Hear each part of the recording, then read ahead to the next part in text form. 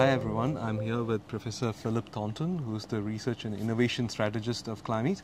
And Philip, we're just a few months away from COP27 in Sharm el-Sheikh, and it's going to be a solutions COP, and that's how it's being branded. So what do you think are the big solutions in agriculture that people are not aware of yet? Well, I think there are several that we could be thinking around. One is around sand batteries. And so this is a technology whereby you can use renewable energy to basically store energy in great silos of sand. And because sand is such a great insulator, you can, if you heat it up to very high temperature, 500 degrees or so, then actually you can store that heat for months. And so this is actually quite an innovative way of maybe storing power sources that are often sometimes rather intermittent because of the wind doesn't blow or the sun doesn't shine, and this could be a real game changer. And I think it's also obviously there's a lot of work that still needs to be done, but it could be quite highly relevant for small scale agriculture in greenhouses and where you need energy for LED lighting, for example. So low voltage applications that can be used in sort of controlled environment.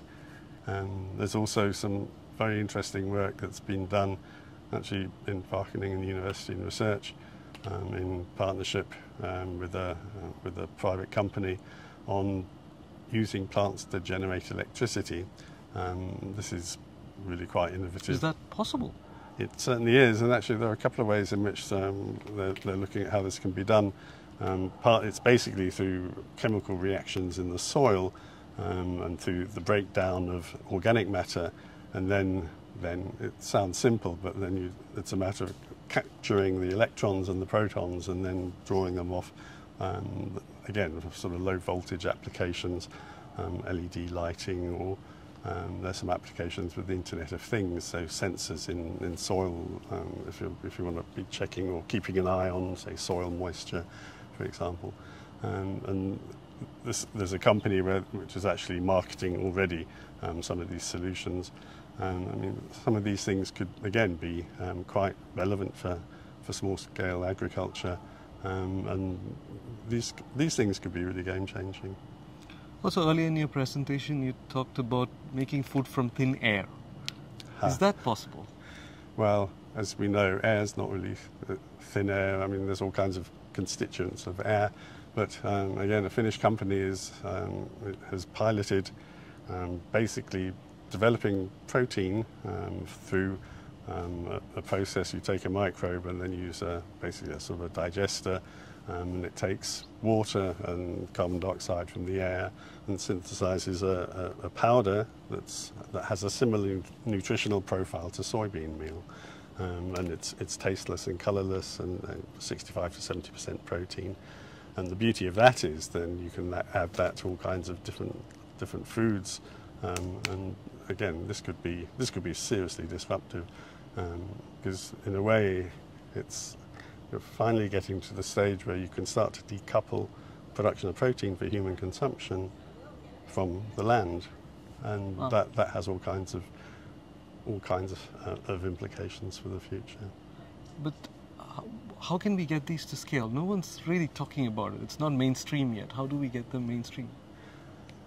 I think part of the thing one of the several things we could do in Clim-Eat is actually to do studies to see about where could these things really fit, particularly in lower and middle income countries, which is our main focus. Thinking around what are the sort of the local contexts where these things could be possible, where they could be taken up. What kind of enablers do you need? What kind of finance for some of these things? Obviously, have capital costs, and a lot of them will need sort of new ways of doing things that farmers haven't been doing in the past. And so there's obviously sort of capacity development issues that will need to be addressed there, and also governments have a role to play here also in helping to set up a policy environment that's conducive to farmers taking a bit of risk, but maybe with profound impacts on food production and food security in the future. Great. Thank you, Philip. And this COP, let's try and think business unusual and look at some of these innovative solutions which have not been talked so far about and trying to get them to scale. Thank you.